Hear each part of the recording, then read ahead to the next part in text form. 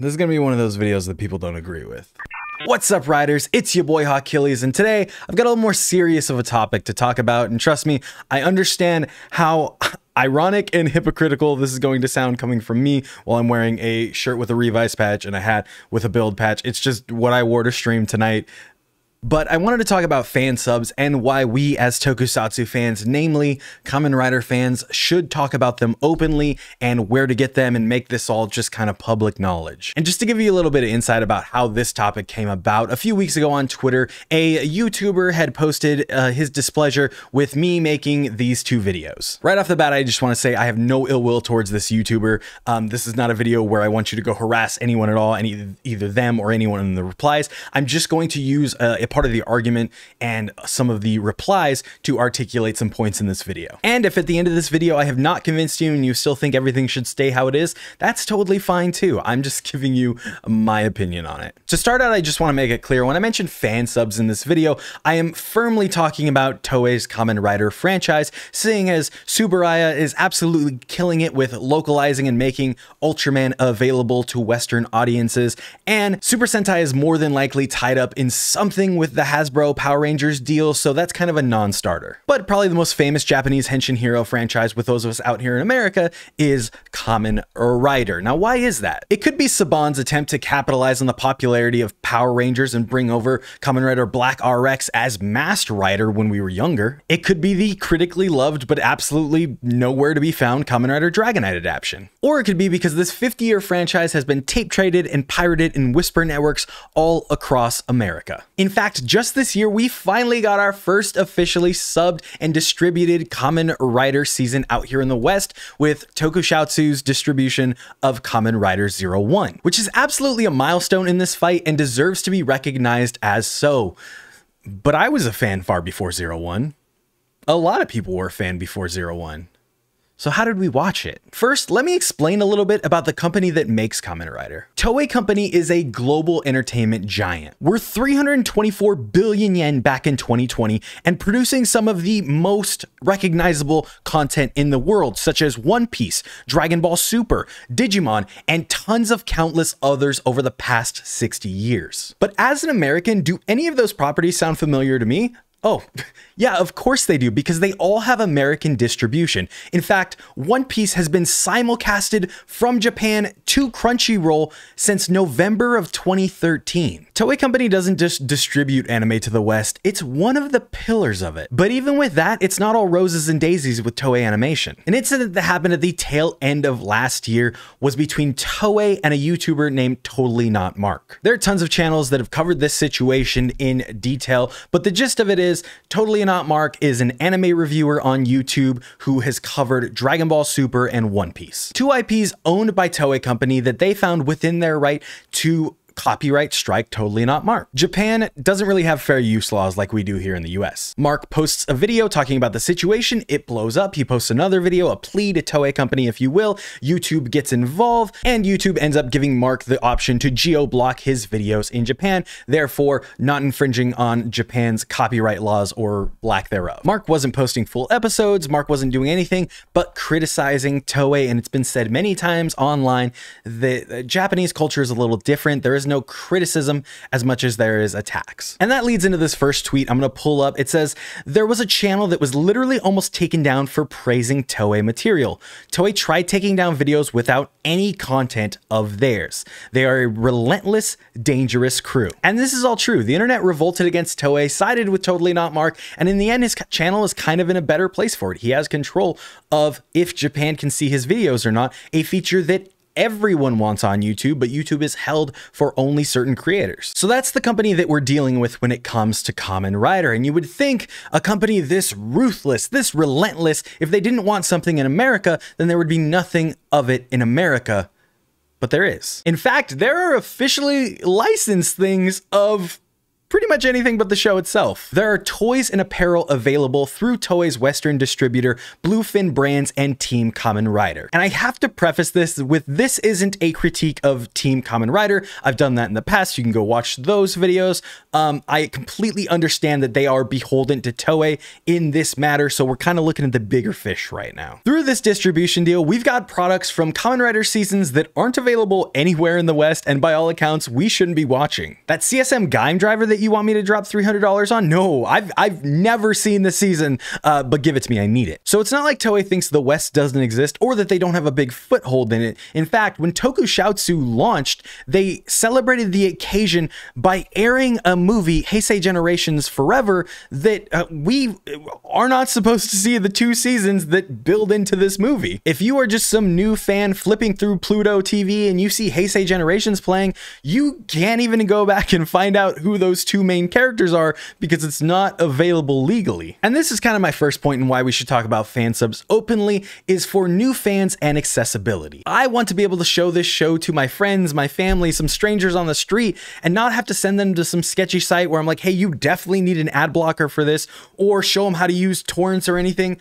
I just want it to be available right there, as easy as grabbing it in your hand or streaming. And I know I'm not the only person that wants that. And I've seen a lot of people say, hey, you want to know where to watch this? Just ask. But ask in the DMs, ask on the down low.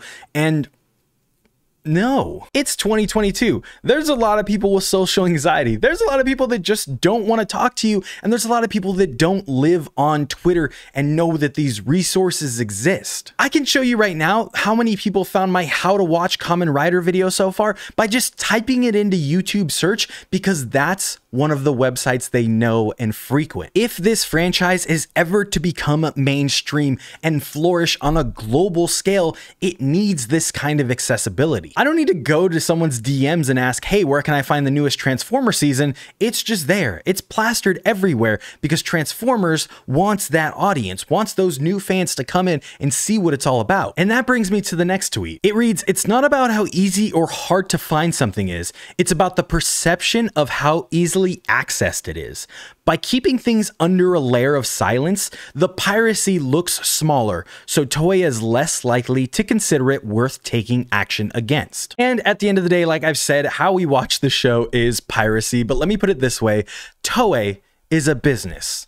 And if something is not making them money, it is costing them money. There is no in between. And when something starts costing them more money than it is making them, then that's when you take action. Most of the time, but we'll get to that. So why isn't Toei taking action against the thousands of people who download and watch their shows, or hell, even the people distributing their shows and overlaying English text on it so we all can understand and read it? It's because they're making money off of it. The Bluefin distribution deal is proof of that. There are countless other sites that you can get things shipped to you from America, so my dollars count just as much as the Japanese yen do. Is there less of it? Yes, because Kamen Rider is a niche here in America, but money still stacks the same. So the reason it's not worth taking action against is because it's worth more to not take action against it. But I hear you just screaming at your screens now, Hawk, but what about the TV Nihon situation? For those out of the know, TV Nihon is a longtime fan subgroup who last summer received a cease and desist letter from Toei telling them to halt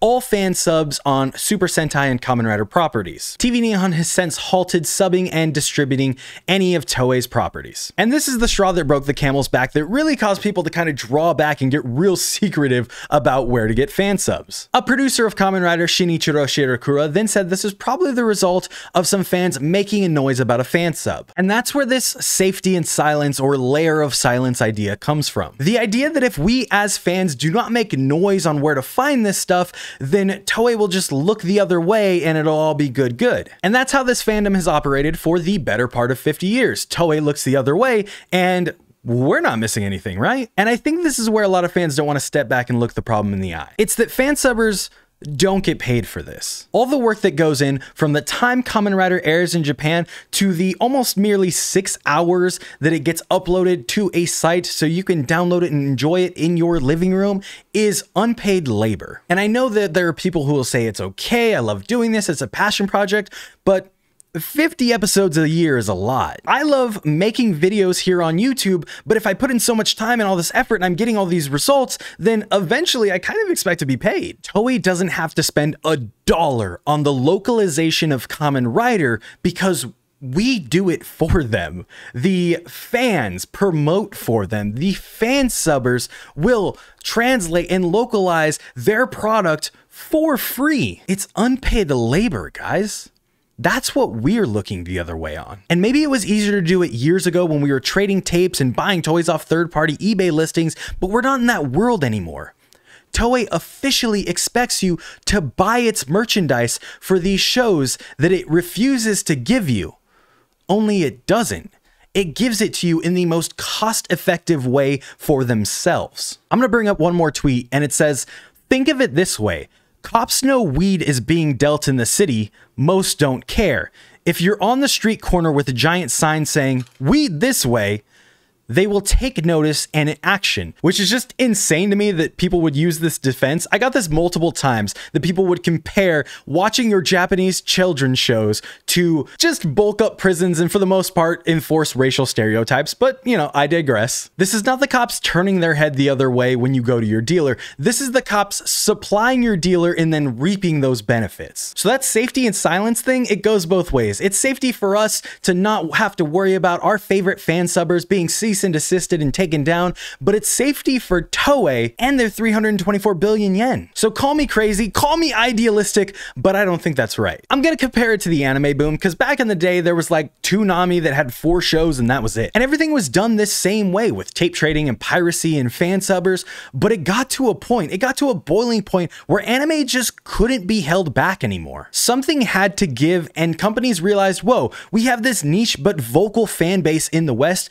that we need to start catering to. But that doesn't happen under a layer of silence. It only happens if we are so vocal that they can't cover their ears hard enough. So that's why I think we should talk about fan subs and be louder about them, be in your face, because they've made it obvious that we have to get to that boiling point where it's either shit or get off the pot. You can leave your opinion in the comment section down below. Even if I don't reply to it, I'm reading all of it because I'm just narcissistic like that. And if you've been screaming at your screen this whole time and furiously typing in the comments right now, don't worry, because Toei will find some way to probably circumvent the system and take down my videos before they ever touch the fan sub groups.